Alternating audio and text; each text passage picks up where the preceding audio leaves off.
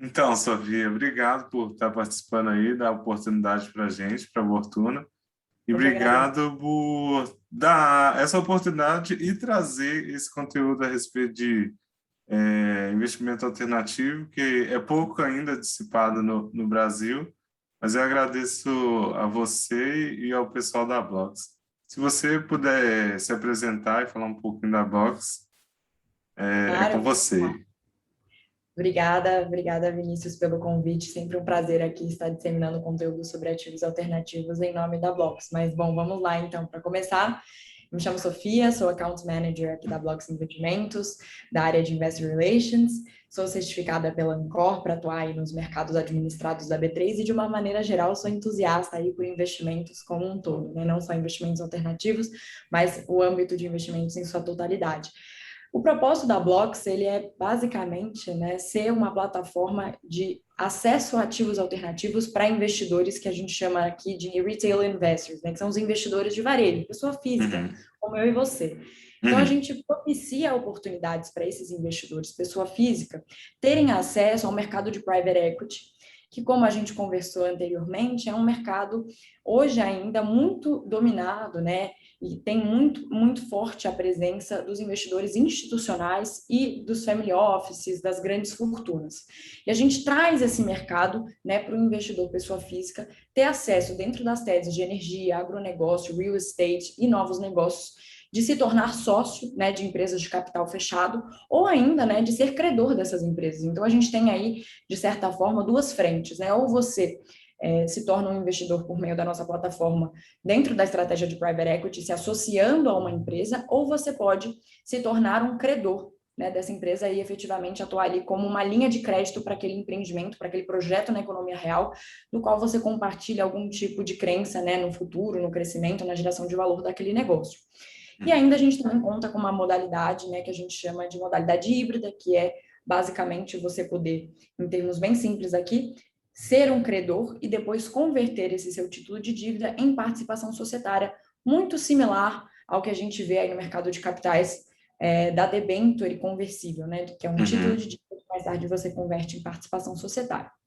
Então, essa aí é a ideia da Blocks como um todo, né? Trazer, aproximar os investidores pessoa física desse meio de investimentos alternativos. Legal.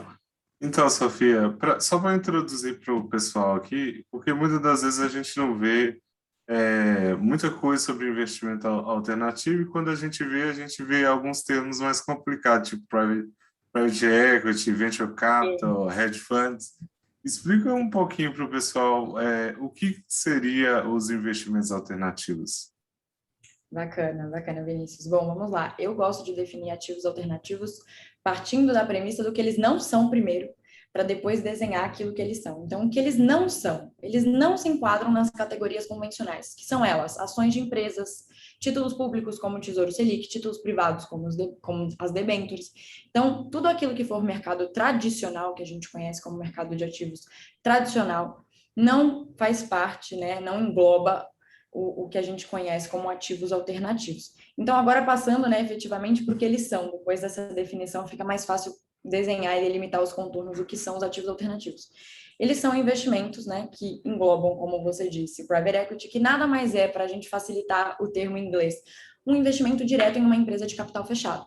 Então, as pessoas hoje, né, com todo esse boom do mercado de capitais e todo esse hype em volta dos investimentos, elas muitas vezes podem acabar acreditando que investir em empresas só pode acontecer pelo ambiente de negociação da Bolsa de Valores, o que não é uma verdade, né? A gente pode Uhum. investir em empresas de capital fechado, ou seja, que não são listadas na B3, por exemplo, ou na Nasdaq, caso você invista lá fora, e que estão abertas aí a receber capital e devolver um percentual, né, uma participação societária do seu negócio para aquele investidor que decide, né, aportar naquela companhia. Então, private equity é um investimento alternativo, ele não é um investimento que se enquadra nessas categorias convencionais que eu mencionei anteriormente. Venture capital, outro investimento tido como alternativo. O que é o venture capital? Muito semelhante ao investimento em private equity, né, na estratégia de private equity, com a diferença de que o venture ele vai entrar numa fase mais embrionária da empresa, ou seja, quando a empresa ainda está começando e ela precisa ali daquele impulso, né, daquela injeção de capital para ela conseguir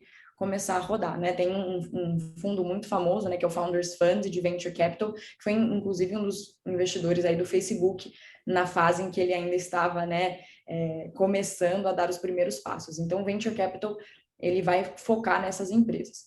E a gente também tem outros investimentos alternativos, né, que são bens colecionáveis, que a gente está vendo agora, né, com a explosão das NFTs, dos tokens não fungíveis, obras de arte também são tidos como investimentos alternativos. Nos Estados Unidos já vemos plataformas de investimento negociando obras de arte, até vinhos, né, safras de vinhos. Então, todos esses investimentos, esses ativos que vão se diferenciar, né, na essência daquilo que é tradicional, né, daquilo que a gente já comercializa no mercado de capitais tradicional, são tidos como investimentos alternativos. E aí até os REITs, né, que são os fundos de investimento imobiliários americanos, né, eles também entram aí para muitos autores do mercado de capitais como investimentos alternativos também. Então a gente consegue ver que é um espectro bem amplo, né, dos produtos que são considerados como investimentos alternativos, mas de novo, a maneira mais fácil de delimitar eles é começando pelo que eles não são, né? E engraçado que eles compartilham uma característica em comum também, Vinícius, que acho que é interessante o nosso ouvinte, o nosso investidor aqui entender, que é a iliquidez, né? Investimentos alternativos, eles tendem a compartilhar essa característica da iliquidez, o que não é necessariamente ruim. Afinal de contas, se o investidor abre mão da liquidez, né, ou seja, da facilidade de transformar o ativo dele em caixa, ele pode ser premiado com uma rentabilidade acima da média. Então, essa é uma outra característica também que ajuda a gente a identificar aí quais são os ativos alternativos. Legal, muito legal. Inclusive, é legal ressaltar também que geralmente é privado, né? Sim, Geralmente são fechados, não é aberto ao exatamente. público. Tem uma outra pergunta que eu acho que é bem interessante, de falar do crescimento para pessoas físicas entrando no mercado alternativo. Qual seria a Claro, perspectiva da Blox em relação a esse crescimento? Como é que tá? Isso é legal de saber. sim. É interessante esse ponto, porque a gente está vivendo, de uma maneira geral, né, um momento de educação e eu diria até de iluminismo do investidor brasileiro com relação à necessidade de se educar financeiramente, de começar a pensar sobre a sua vida e o seu planejamento financeiro, né? Então a gente viu aí recentemente o marco de 1 milhão de investidores na B3 em 2019 saltar para 3,8 milhões de investidores, né? E o valor em custódia, né, ou seja, o valor total alocado em renda variável desses investidores na B3 chegar ao marco de 545 bilhões de reais. É muita coisa, né? Nossa. E a gente vê aí que o investidor ele já está dando o primeiro passo. Qual é? O passo de sair dos investimentos mais confortáveis, digamos assim, na renda fixa, né, o rentismo, para adentrar o mercado da renda variável. A gente viu isso nos números que eu acabei de falar. E aí o terceiro passo, né, a terceira onda, é o investidor começar a complementar esse portfólio dele já exposto em renda variável aos ativos alternativos. Então, eu acredito, né, nós, enquanto Blocks aqui acreditamos, que o investidor cada vez mais educado financeiramente, ele vai começar a naturalmente perceber a importância de diversificar o portfólio dele e de passar a incluir uma estratégia de diversificação, incluindo aí os ativos alternativos. E se a gente olhar, né, para os nossos irmãos lá de cima, os nossos vizinhos, os norte-americanos, que a gente costuma se espelhar neles para bastante coisa, né, quando o assunto é mercado de capitais, também não é muito diferente. Uma pesquisa da Deloitte já mostrou que o mercado de private equity, né, globalmente vai crescer e alcançar aí, muito provavelmente até 2025 um marco de 5,8 trilhões de dólares sob gestão. Isso é o mercado de private equity. E o mercado de crowdfunding, especificamente nos Estados Unidos, né, que é justamente uma das estratégias que a gente propõe na nossa plataforma, né, angariar recursos de várias pessoas, por isso equity crowdfunding, né, de angariar recursos de uma multidão, de vários investidores, e alocar esses recursos em determinados projetos. Esse mercado de equity crowdfunding nos Estados Unidos cresceu mais de 100% de 2019 para 2020, né, com um total aí de novas empresas chegando a um número de 1.035 empresas atuando nesse ramo de equity crowdfunding. Então, significa que a gente vê aí uma expansão, né, e uma busca, sobretudo uma demanda dos investidores por este âmbito, né, dos investimentos. Então, se a gente vê esse movimento lá fora, né, e cada vez mais essa expansão desses mercados alternativos, eu acredito que muito provavelmente isso vai desembocar em um crescimento aqui no mercado nacional também, tá? Assim como a gente viu aí o crescimento dos investidores na Bolsa de Valores, a tendência é que esses investidores comecem a dar passos rumo aos investimentos, né, na indústria dos ativos alternativos, assim como a gente já vê isso lá acontecendo lá fora. Ah, que legal. Isso é legal porque quanto mais pessoas entrarem, acaba que aumenta até a liquidez do mercado, né? Aí já não tem muito aquela preocupação de ficar preso no investimento, mesmo sendo.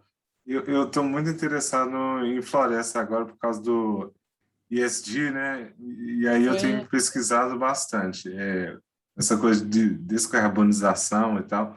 Mas se muitas pessoas entrarem no mercado, que seja na Blocks, né? Vão falar da Blocks, e acaba que você consegue ter uma forma de liquidar esses investimentos mais rápido para quem quer sair ou só, sei lá. Enfim, exatamente. Agrega maior é, credibilidade, né? exatamente. Em relação à importância de se ter um investimento alternativo na carteira, essa é uma pergunta legal porque a gente tenta trazer para as pessoas a perspectiva de gerenciamento de risco. E como o investimento alternativo está fora do mercado público, isso é uma visão que a gente pode trazer. E você poderia dar a sua perspectiva? Quão importante é ter um investimento alternativo na carteira de investimentos? Claro, claro. Eu vou começar aqui por uma frase que eu gosto muito do investidor Ray Dalio, e ele faz uma comparação aí com investimentos em apostas de cavalo numa entrevista e ele chega à seguinte conclusão, né? Que enquanto você não sabe quais os seus investimentos vão te gerar os melhores resultados, se você diversificar corretamente, você consegue ao menos saber que eles vão se comportar de formas diferentes. E o se comportar de formas diferentes é o que vai trazer esse contrabalanceamento de riscos no seu portfólio. Então, basicamente, os ativos alternativos, eles entram nessa linha do que o Dálio falou. Eles se comportam de uma maneira diferente do que os tradicionais. Por quê? Porque eles não estão expostos ao mercado de bolsa de valores. Eles não são listados, eles não estão sujeitos à volatilidade da bolsa de valores. Então, se você trouxer ativos alternativos para o seu portfólio, para a sua carteira, você está trazendo um contrapeso, né?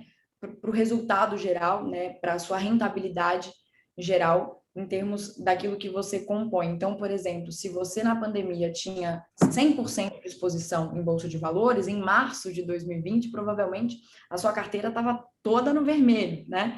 E se você tivesse talvez um pouco mais de equilíbrio aí em termos de alocação em diferentes classes de ativos, em ativos alternativos, por exemplo, você provavelmente ia ver que a sua carteira ia estar respondendo menos a todas essas pressões de volatilidade e a todas essas questões da bolsa de valores tradicional, que vai variar, obviamente, em decorrência da opinião das pessoas, né, no curto prazo, e aí em decorrência dos fundamentos no longo prazo. Mas o fato é que você ter ativos alternativos na sua carteira é interessante, é estratégico para você ter um risco diferente no seu portfólio.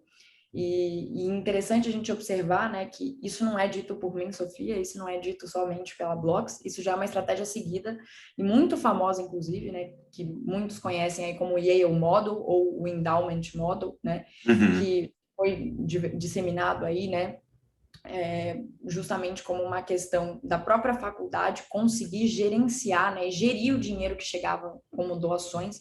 Ela chegou a transformar 25,4 bilhões de dólares em 30 bilhões de dólares de 2016 para 2019, simplesmente com uma estratégia de diversificar. Então, e aí o model consiste em você separar, né, em você trazer ali 5 partes do seu portfólio, né, segregar 5 partes do seu portfólio e alocar em 5 classes de ativos diferentes. E o Yale Model especificamente tem um peso maior, tem um foco maior em ativos alternativos, especialmente em private equity, né? Uhum. Então, é uma estratégia aí que já se provou muito consolidada e muito vencedora, né, no longo prazo, em termos de gestão de riscos e de manutenção de resultados, né? Porque não adianta você fazer 20% por um ano e em 10 anos você tem uma rentabilidade pífia de 2, 3% ao ano, É. né? Então, a carteira de Yale, né, o modelo de Yale, né, que foi o modelo adotado lá pelos gestores para gerir esse dinheiro da faculdade que ela recebia em doações, foi um modelo que se provou muito vencedor no longo prazo, né?